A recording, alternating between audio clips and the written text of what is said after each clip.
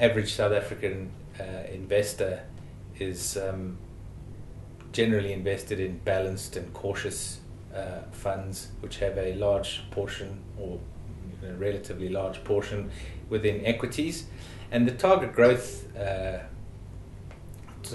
plan is really designed to add insurance to an equity portfolio. So it really does two things. It's got a annual lock-in event, and really all that does is says at the end of each year, has the market fallen by more than 40%? And if it hasn't, it locks in a gain of 8.5%. Now, 8.5%, some people might say, well, that's not very attractive. But you need to look at it as this product is not designed for a bull market. It's designed for a bear or flattish to bearish market. Target return lock-in is really designed to offer insurance for long-only portfolios or balanced portfolios. And it does two things. It has an annual observation, and it says, is the index that I've invested in this case the JSE Top 40 index, has it fallen by more than 40% in that year? And if the answer is no, then it locks in a return of 8.5%. And it continues to do that for the subsequent 4 years. So it's a 5-year product, annual observations locking in 8.5% provided the market hasn't fallen by more than 40%. So very much for your flat to bearish market, 8.5% is obviously not going to attract somebody who's very bullish South African equities, where the returns have been closer to 15, 16% per annum. But that's not where this product is designed to fit into the people's portfolios.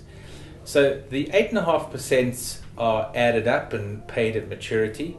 So no matter what happens to to the market subsequent to you locking in a coupon, that can't be lost. You'll receive that at maturity. So it may be 1 coupon, it may be 3, it may be 5.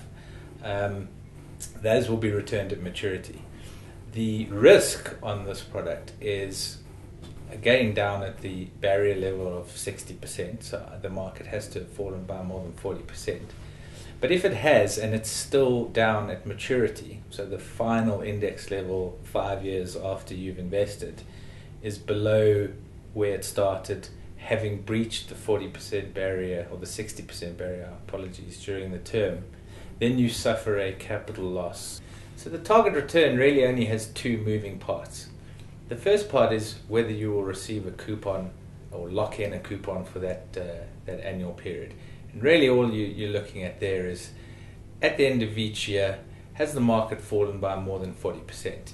If the answer is no, then it locks in a coupon of 8.5%. It does that each year for 5 years, and at the end of 5 years, the sum of all those locked-in coupons are paid over to you. The other bit of the equation is that if the market has dropped at any point through that 60% barrier, so i.e. it's fallen by more than 40%, and is still down at maturity, then you suffer a capital loss, 1 for 1 in line with the market. So if the market's breached that barrier and is down by 10% at maturity, you suffer a 10% capital loss. But bear in mind, any coupons that were locked in over the time and paid at maturity will offset that capital loss, and despite the markets being down, if you have locked in my example, maybe 3 or 4 coupons, and the market's only down 10%, then you would still be receiving a capital appreciation and some growth.